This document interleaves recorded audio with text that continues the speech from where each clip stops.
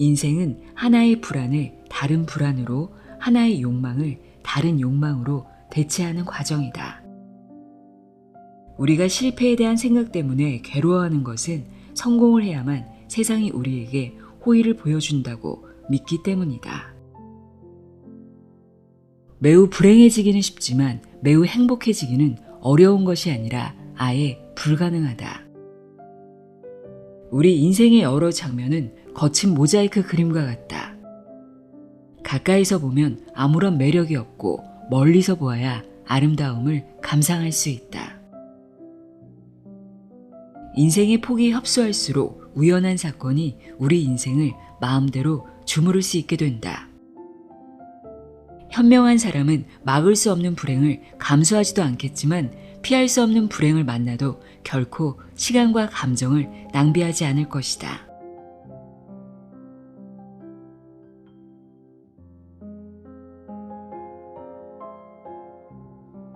안녕하세요. 나의 소리책갈피 소리내어 읽다입니다. 오늘 소개해드릴 책은 오래된 고전부터 최근 베스트셀러까지, 특히 누구나 한 번쯤 제목은 들어봤지만 두껍고 어렵다는 이유로 쉽게 손이 가지 않았던 책들까지 인문학을 좀 더 쉽게, 좀 더 친절하게 안내해주는 책입니다. 여름이의 마흔에 읽는 인문학 필독서 50입니다. 제목에 마흔이라는 말이 들어있긴 하지만 이 책은 나이에 상관없이 우리 모두에게 유효한 삶의 질문을 던지는 죽기 전에 꼭 한 번은 읽어봐야 할 인문학 책들로 채워져 있습니다. 저자는 16년차 치과의사이자 연간 500권 넘는 책을 읽는 다독가, 그리고 3년째 네이버 도서 인플루언서 1위를 기록 중인 블로그 여름이 도서관의 운영자입니다. 스스로를 매일 읽고 쓰며 살아가는 책 탐닉자, 책벌레라고 소개하고 있는데요. 저자는 인문학이라는 방대한 바다에서 길을 잃지 않도록 지도와 가이드북을 건네는 마음으로 이 책을 썼다고 합니다.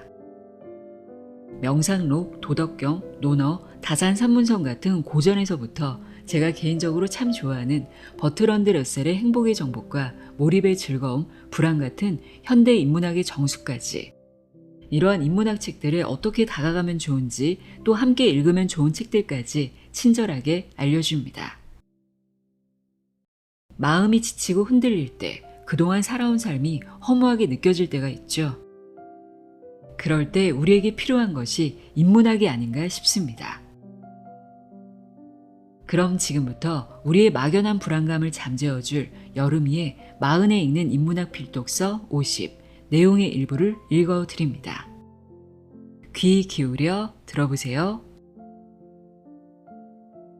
세상의 모든 지혜를 읽어드리는 소리내어 읽다. 구독과 좋아요, 공유는 큰 힘이 됩니다.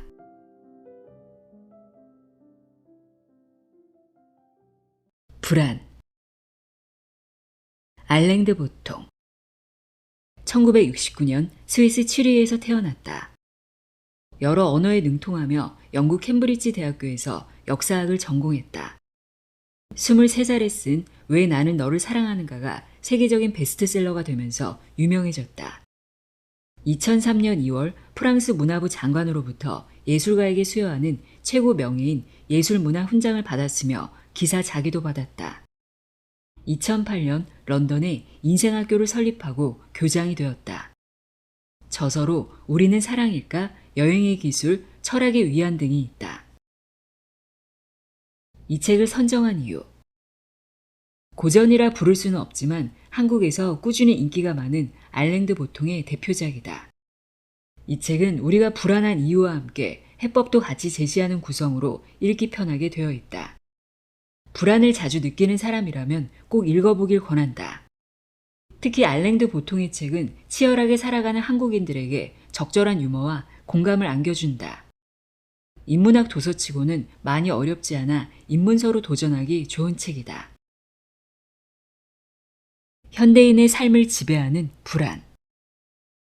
어쩌면 행복의 반대말은 불행이 아니라 불안 같기도 하다. 현대를 살아가는 우리들은 늘 불안에 시달린다. 오늘 하루 잘 살아낼 수 있을까? 시간이 부족하거나 돈이 부족한 건 아닐까? 아침부터 시작되는 불안과 걱정은 더 열심히 살기 위해 들이키는 커피 한 잔으로도 쉽게 가라앉지 않는다. 하나의 불안을 해결하고 나면 또 다른 불안이 기다리고 있다. 늘 그런 식이다. 이렇게 우리가 시달리는 불안 중 가장 흔한 건 바로 성공에 대한 불안이다. 사회가 제시한 성공에 부응하지 못할 위험에 처했을 때 생기는 불안. 그 결과 나락으로 추락하지 않을까 하는 불안. 학교를 졸업하면 대기업에 취직하고 30 언저리에 결혼해 아이를 낳고 서울에 30평대 아파트를 자가로 구입하여 살아가는 삶. 이러한 이상적인 성공에 다다르지 못할 때 우리는 불안을 느낀다. 걱정한다. 자책하고 자신을 채찍질하기 시작한다. 이렇게 성공에 대한 불안을 불안에서는 지위로 인한 불안과 갈망으로 설명한다. 우리가 사다리에서 차지하는 위치에 그렇게 관심을 보이는 것은 다른 사람들의 시선 때문이다. 왜 우리는 좋은 차를 타고 싶어 할까? 물론 좋은 차는 기능이 뛰어나고 미적으로 세련미가 넘친다. 하지만 그보다 더 중요한 것은 바로 좋은 차가 나의 사회적 지위를 보여주기 때문이다. 사람들은 세상이 자신을 존중한다는 사실을 확인하지 못하면 스스로도 자신을 용납하지 못하는 경향이 있다. 타인의 시선이 우리의 자아를 결정하기 때문이다. 우리는 왜 불안한가? 우리가 현재의 모습이 아닌 다른 모습일 수도 있다는 느낌. 우리가 동등하다고 여기는 사람들이 우리보다 나은 모습을 보일 때 받는 그 느낌. 이것이야말로 불안의 원천이다. 불안은 현대를 살아가는 우리의 불안을 집중 탐구한 철학 에세이다. 알랭드 보통의 책답게 2000년 역사 속 철학, 문학, 종교, 예술, 경제, 심리 등 다양한 분야 속 불안을 소개하고 있다. 특히 불안의 원인을 5가지로 제시하며 그 해법도 5가지로 내놓고 있어 읽기 좋다. 먼저 그가 말하는 불안의 원인을 살펴보자. 이 책에서 그는 불안의 5가지 원인으로 사랑 결핍, 속물 근성, 기대, 능력주의, 불확실성을 이야기한다. 첫 번째로 우리는 사랑이 결핍되어 있다. 늘 사랑과 관심을 갈망한다. 이는 스스로 자신의 가치를 확신하지 못하기 때문이다. 그 결과 다른 사람이 우리를 바라보는 방식이 우리가 스스로를 바라보는 방식을 결정해버린다. 우리의 자아상은 바람이 새는 풍선과 같아 늘 외부에서 사랑이라는 헬륨을 집어넣어 주어야 하기 때문이다. 두 번째로 우리의 속물 근성이 불안을 만든다. 속물들은 독립적으로 판단할 능력이 없다. 그래서 영향력 있는 사람들의 의견을 갈망한다. 뉴스, 유튜브, SNS 등에서 말하는 것에 쉽게 휘둘린다. 자신만의 가치 판단이 없기에 지위의 상징을 다급하게 갈망하면서 괴로워한다. 세 번째로 이 사회에서 우리에게 요구하는 기대가 불안을 만든다. 우리는 더 부자가 되어야 한다. 예쁘고 날씬해야 한다. 이러한 기대는 성공에 대한 압박으로 다가온다. 현대사회는 겉으로 보기엔 모든 기회가 열려있는 것처럼 보인다. 특히 성공한 사람들의 자서전이나 자기계발서는 이런 성공을 부추긴다. 나도 했듯이 너도 할 수 있다. 이렇게 높아진 기대 수준은 우리를 종종 불안하게 한다. 하나의 지위를 획득하면 또 다른 더 높은 지위가 우리를 기다리고 있기 때문이다. 네 번째로 능력주의 사회 분위기가 불안을 부추긴다. 능력주의 사회에서는 능력이 더 뛰어나고 노력을 많이 한 사람에게 더 많은 보상이 주어진다. 하지만 이런 분위기는 낮은 지위에 있는 사람들에게는 불안 요소가 되기도 한다. 성공을 거둔 사람이 그럴 만한 자격이 있다면 실패한 사람 역시 그럴 만해서 실패했다는 이야기가 되기 때문이다. 즉 실패는 능력이 부족하거나 충분히 노력하지 않았다는 이야기가 된다. 하지만 사실은 그렇지 않다. 성공은 능력과 노력만으로 이루어지는 방정식이 아니다. 성공은 수많은 우연과 인연으로 이루어지기 때문이다. 이를 제대로 알지 못하면 능력주의 시대에 성공을 거두지 못한 사람들은 끊임없이 더 노력해야 한다는 불안감에 직면하게 된다. 마지막으로 알랭드 보통이 말하는 불안의 원인은 바로 불확실성이다. 현대사회는 빠르게 변하고 있다. 지금 쓸모 있는 나의 재능이 몇 달 뒤에는 쓸모 없어지기도 한다. 특히 대부분의 우리는 어딘가에 고용되어 살아간다. 하지만 이제 더 이상 안정적인 직장이란 없다. 또한 오르락 내리락을 반복하는 부동산, 주식, 환율, 세계 경제 그래프는 우리를 더 큰 불안과 공포에 빠뜨리기 충분하다. 알랭드 보통이 말하는 불안 치유제. 자신이 하찮은 존재라는 생각 때문에 느끼는 불안에 좋은 치유책은 세계라는 거대한 공간을 여행하는 것, 그것이 불가능하다면 예술 작품을 통하여 세상을 여행하는 것이다.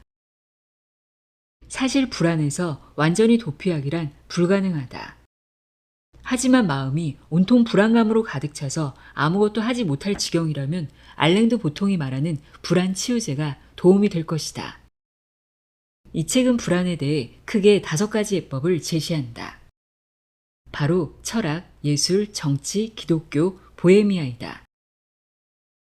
먼저 철학은 나 자신을 스스로 성찰하게 한다. 철학자들은 대개 남들이 보는 눈으로 나 자신을 보아야 한다고 생각하지 않는다. 쇼펜하우어는 다른 사람의 머리는 진정한 행복이 자리 잡기에는 너무 초라한 곳이라고 말했다. 우리가 원하는 것이 진정으로 우리에게 필요한 것인가? 우리가 불안해하는 것이 진정으로 불안해할 만한 것인가? 철학은 이성을 이용하여 감정을 적절한 목표로 이끌도록 충고해주는 도구가 된다. 스스로 자문하도록 돕는 힘이 있는 학문이기에 유용하게 활용해 볼 수 있다.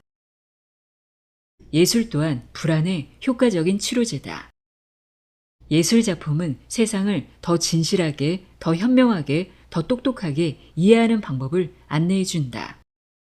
세상을 바라보는 잣대는 하나만 있는 것이 아니다. 무엇이 중요한가에 대한 생각은 사람마다 다르다. 특히 물질적인 풍요에 집착하는 사람이라면 평범한 삶에서 누리는 기쁨에 만족하는 그림들을 감상할 필요가 있다.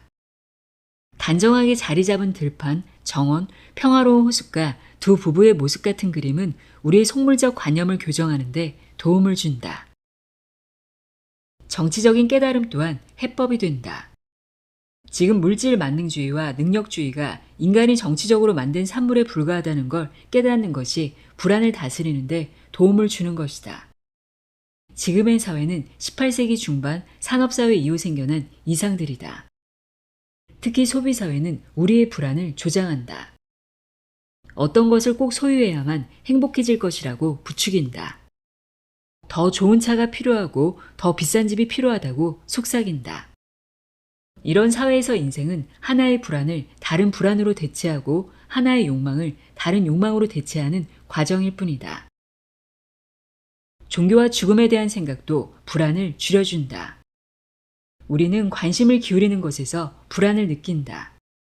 그러므로 지위나 돈에 대한 지나친 관심에서 죽음이나 종교적인 생각으로 관심을 돌리는 것은 불안을 줄이는데 언제나 유용하다. 언젠가 죽는다는 생각은 당장 일어나는 일에서 가장 중요한 일로 시선을 돌리게 해준다. 또한 기독교 같은 종교는 나보다 더 큰 어떤 것을 생각하게 돕는다. 광대하고 영원한 것을 바라보는 것은 불안을 다독이는 효과가 있다. 거기에 비추어 보면 우리는 보잘것없어 보이기 때문이다. 마지막으로 보헤미아 해법도 참고할 만하다. 보헤미안들은 주류 집단의 생각에 반대한다. 돈과 명예가 중요하긴 하지만 절대적이진 않다. 실패는 성실하지 않거나 노력하지 않아서 오는 것이 아니다. 운이 없거나 세상과 맞지 않아서이다. 이 5가지 해법은 세상의 가치체계를 무너뜨리려는 것이 아니다. 다만 다수의 가치로부터 인정받지 못하는 가치도 있다는 걸 말해준다. 세상은 다양하다. 모두 키가 클 수 없으며 모두 부자가 될 수도 없다. 또 그럴 필요도 없다. 삶에서 성공을 거둔다는 것은 단 하나의 이상적인 길을 상정해 둔 것일 뿐이다. 의사가 되거나 변호사가 되는 길과는 다른 나만의 길이 있다는 것을 기억하는 것.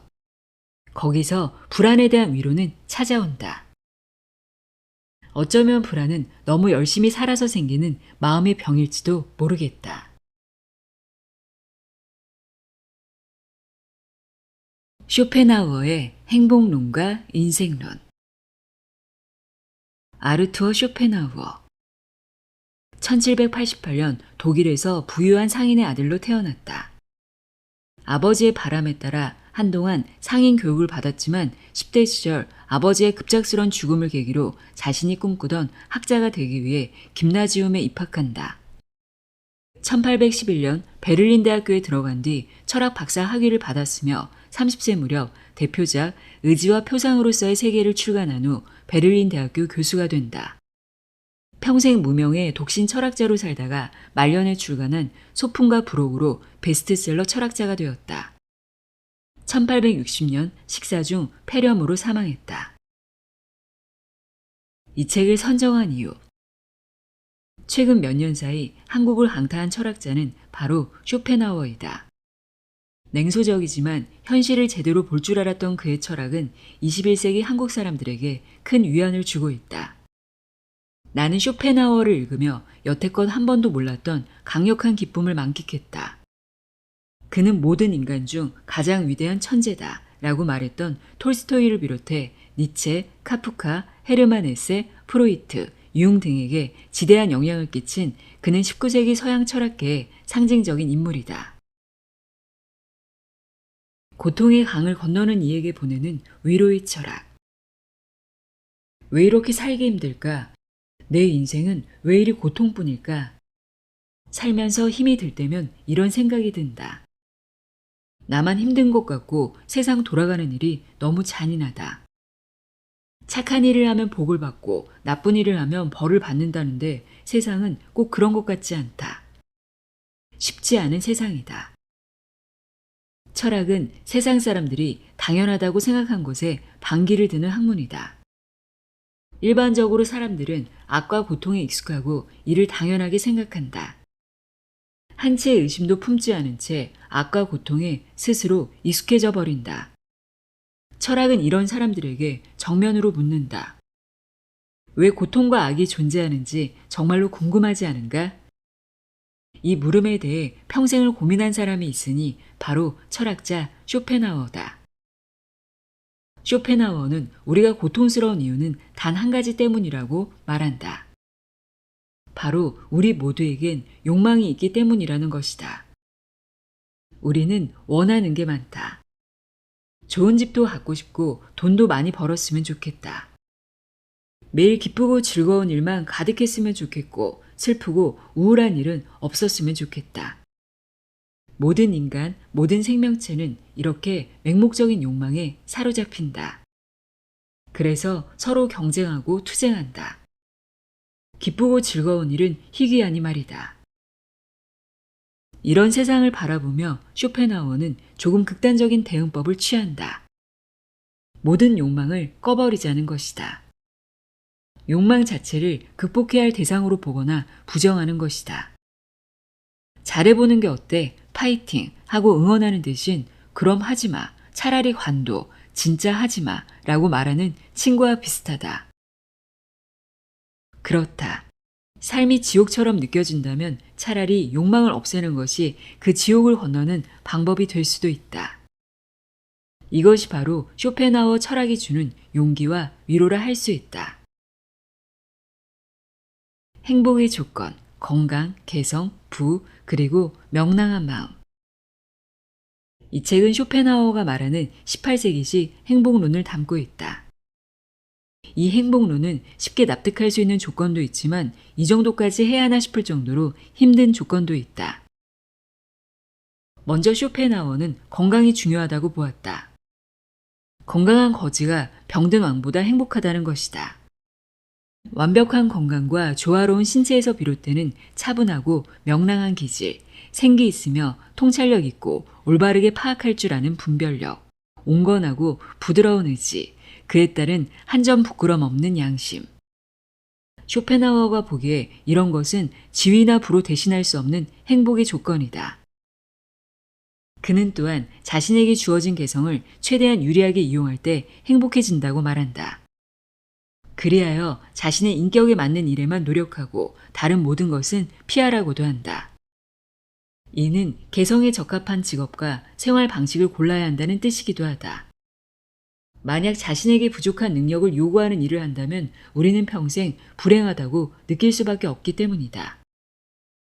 이와 함께 쇼펜하우어가 가장 중요하게 여긴 것은 바로 명랑한 마음이다. 모든 자산 중에서 가장 직접적으로 우리를 행복하게 해주는 것은 명랑한 마음이다. 이러한 좋은 특성은 즉각 보답을 주기 때문이다. 즐거워하는 사람은 언제나 그럴 만한 이유가 있다. 말하자면 그가 즐거워한다는 사실이 바로 그 이유다. 그는 명랑한 마음이라는 자산은 어떤 것으로도 바꿀 수 없다고 강조한다. 반면에 그는 삶에 필요한 것을 사는 데 사용할 부 외에 남아돌 정도의 부는 우리의 행복감에 그다지 영향을 미치지 않는다고 단언한다. 오히려 많은 재산을 유지하느라 쓸데없는 걱정만 생길 뿐이라는 것이다. 인간을 이루는 것이 인간이 지니는 것보다 행복에 더 크게 기여한다. 그럼에도 사람들은 지적 교양을 갖추기보다는 부를 얻기 위해 수천 배 더 노력한다. 쇼펜하우어에 따르면 이런 사람들은 정신이 텅 비어 있어 다른 모든 것에 둔감할 뿐이다. 마지막으로 쇼펜하우어의 행복론과 인생론은 인간의 행복을 가로막는 두 가지 적수를 언급한다. 바로 고통과 무료함이다. 이 둘은 한쪽이 멀어질수록 다른 쪽이 다가온다. 그러므로 우리 인생은 사실상 고통과 무료함 사이를 오가는 시계추와 같다고 할 수 있다. 궁핍과 결핍이 고통을 낳는다면 안정과 과잉은 무료함을 낳는다. 특히 무료함의 근원은 바로 내면의 공허인데 이 공허는 늘 외적 자극을 갈망하는 경향이 있다. 현대의 우리가 끊임없이 쇼츠와 릴스를 소비하듯이 내면의 공허는 온갖 종류의 사교와 오락, 여운과 사치를 병적으로 추구하게 만든다. 그러면서 사람은 불행해진다. 나이에 대하여 노년은 꼭 불행할까?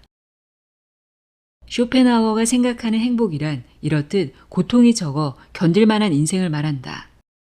하지만 행복의 시간은 짧고 고통의 시간은 길다. 인간은 행복보다는 고통을 더 강하게 의식하기 때문이다. 우리의 매일매일을 생각해 보아도 기뻐 방방 뛰어다닐 만한 날보다는 걱정과 근심으로 가득한 날이 더 많다. 그런 면에서 쇼펜하우어는 우리의 현실을 잘 파악했다. 무작정 낙관적이기보다는 현명하게 비관적인 것이 낫다. 행복은 즐거움을 더하는 것보다는 고통을 빼는 것에 더 가까울지도 모르기 때문이다. 만약 이런 쇼펜하우어식 행복 이야기가 부담스럽다면 좀 더 보편적으로 받아들일 만한 이야기가 있다. 바로 쇼펜하우어가 나이와 차이에 대하여에서 이야기한 부분이다. 우리는 어렸을 때의 나와 같으면서도 다르다. 특히 성격적인 면에서 그렇다. 쇼펜하우어는 청년기에는 자주 인간 세계에서 버림받는 느낌을 받는 반면 노년기에는 인간 세계에서 벗어난 느낌을 받는다고 말한다. 또한 유년기에는 삶이 멀리서 본 무대 장식처럼 보이지만 노년에는 아주 가까이에서 본 무대 장식처럼 보인다고 이야기한다. 꽤 통찰력 있는 말이다. 우리 인생의 첫 40년은 본문을 제공하고 그 다음 30년은 그것에 대한 주석의 성격을 지닌다. 인생의 끝무렵은 가면을 벗는 가장 무도회의 끝무렵과 같다. 행위가 결실을 맺고 그동안 거둔 성과가 정당한 평가를 받으며 온갖 환영이 붕괴하기 때문이다. 다시 말해 이 모든 일이 일어나기까지 시간이 필요했던 것이다. 흔히 노년은 막연하게 불행할 거라고 생각하지만 쇼펜하우어는 노년을 완숙의 시기로 보았다. 인생은 전반기만큼이나 후반기가 중요하고 오히려 더 행복해질 수 있다는 것이다. 이는 젊었을 때 괴롭혔던 많은 욕망들을 어느 정도 내려놓게 되기 때문이기도 하다.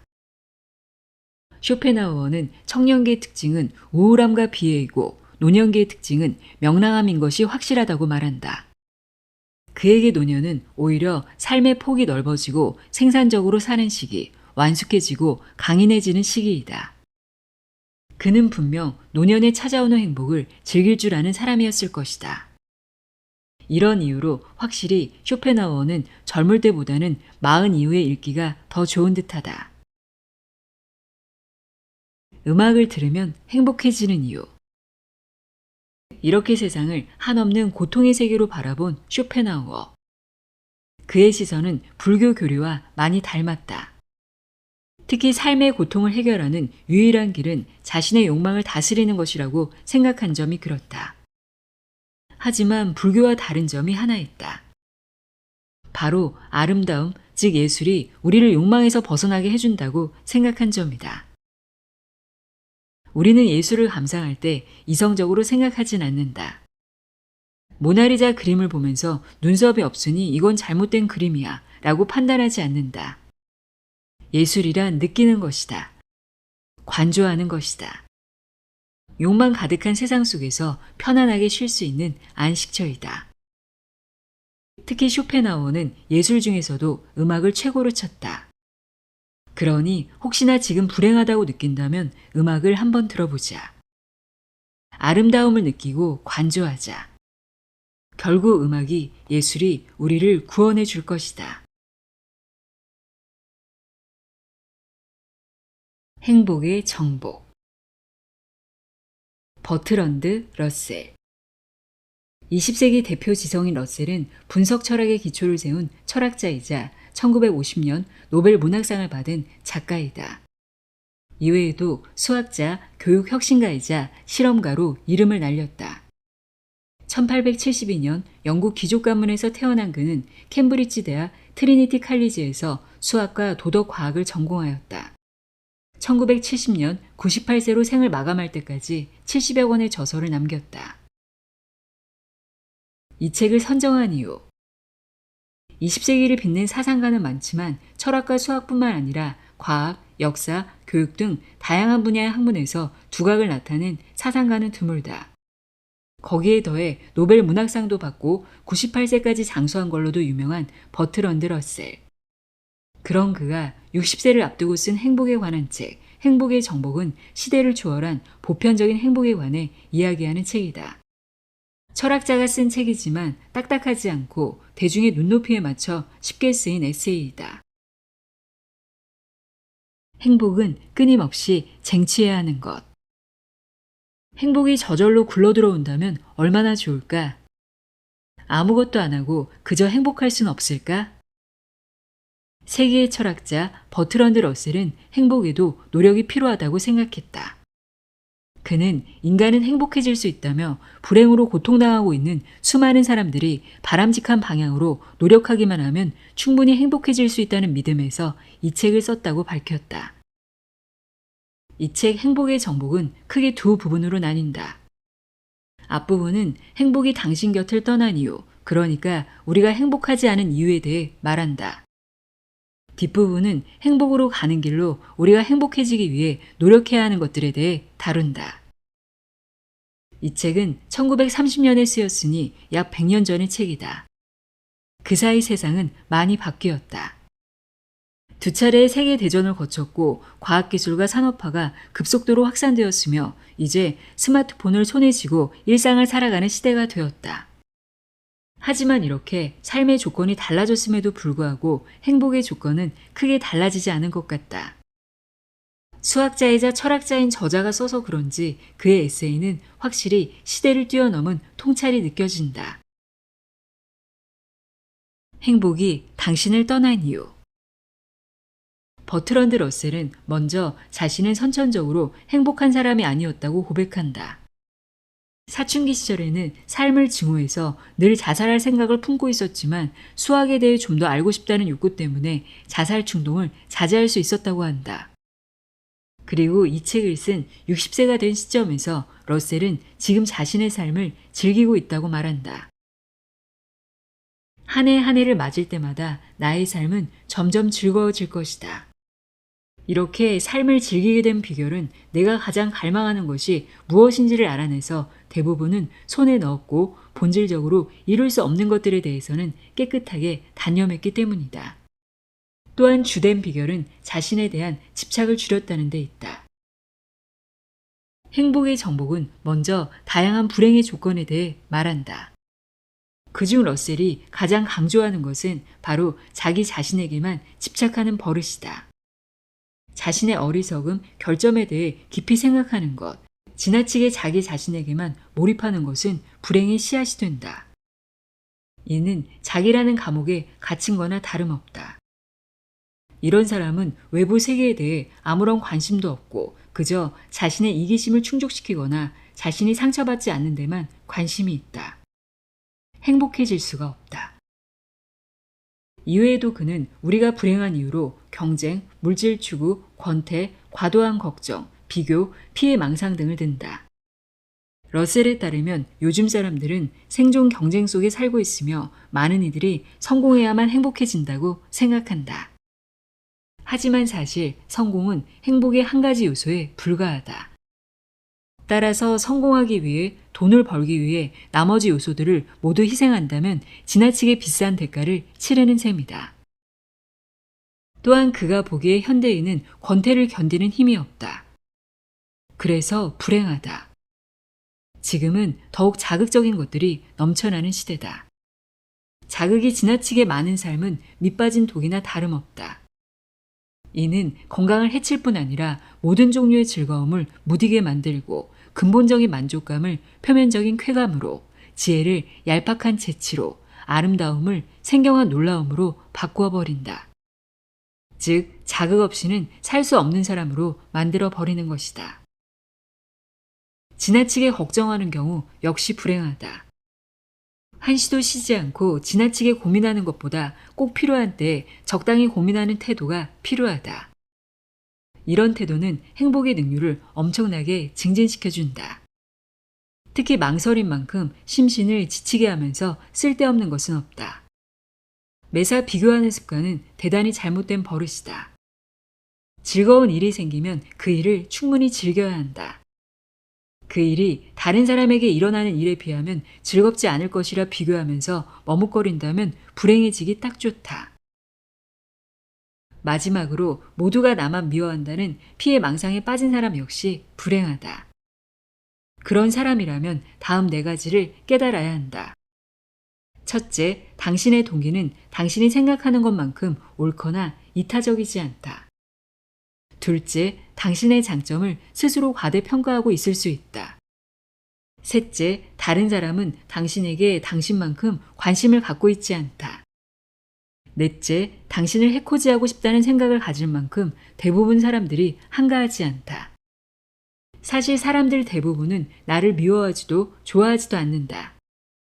다들 자기 자신에게만 집중할 뿐이다. 행복으로 가는 길. 그렇다면 우리는 어떻게 행복해질 수 있을까? 버트런드 러셀은 철학자답게 다양한 분석을 통해 행복의 조건을 제시한다. 그는 취미, 다양한 관심, 관계, 열정, 중용, 사랑, 일 등을 통해 외부에 관심을 가지는 것이 행복으로 가는 길이라 보았다.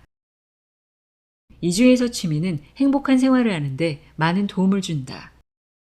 하지만 러셀은 그렇다고 하여 취미가 근본적인 행복의 원천은 될 수 없다고 보았다. 현실 도피 수단이 될 수 있다는 것이다. 우리는 좋아하는 영화를 보면서 힐링의 시간을 가질 수도 있다. 하지만 이러한 취미는 힘든 고통이 다가오는 순간을 잊기 위한 임시 방편일 뿐이다. 진짜 행복, 근본적인 행복은 무엇보다 인간과 사물에 대한 따뜻한 관심에서 비롯된다고 러셀은 생각했다. 행복의 정복에서 러셀이 말하는 근본적인 행복은 인간과 사물에 대한 따뜻한 관심에서 온다. 이는 사랑의 일종이다. 행복을 가져오는 사랑은 다른 사람들을 관찰하기 좋아하고 개개인의 특성 속에서 기쁨을 느끼는 사랑이다. 만나는 사람들을 지배하려거나 이들에게 열광적인 찬사를 받아내려고 하는 대신 그들의 관심과 기쁨의 폭을 넓혀주려고 하는 사랑이다. 이들은 칭찬받길 원하기보다 칭찬하길 원한다. 이들은 먼저 관심을 건네고 그 결과 타인의 친절을 되받는다. 그리고 결국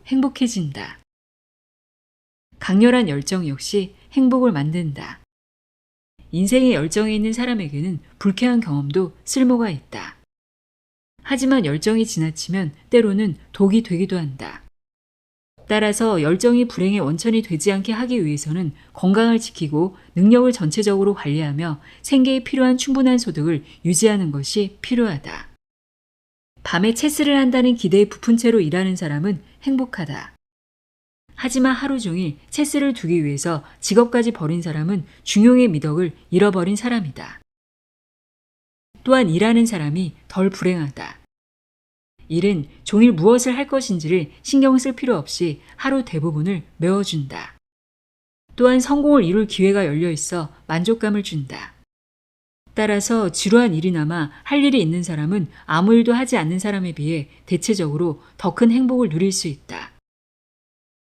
마지막으로 내부가 아닌 외부에 관심을 갖는 것도 중요하다. 모든 종류의 폭넓은 관심사는 긴장을 이완시켜준다. 균형적인 시각을 유지할 수 있게 해주고 자신이 얼마나 작은 존재인지 잊지 않게 해준다.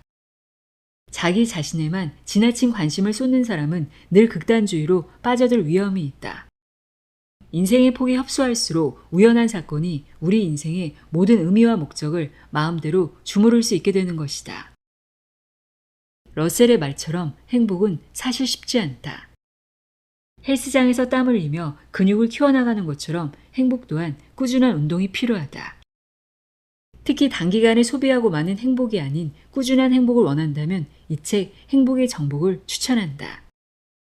행복으로 향하는 그 길에서 방향을 잃지 않게 도와줄 것이다.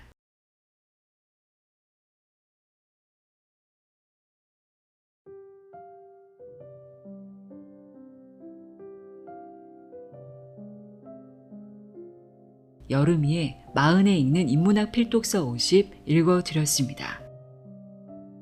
인문학은 답을 주기보다 더 나은 질문을 남깁니다.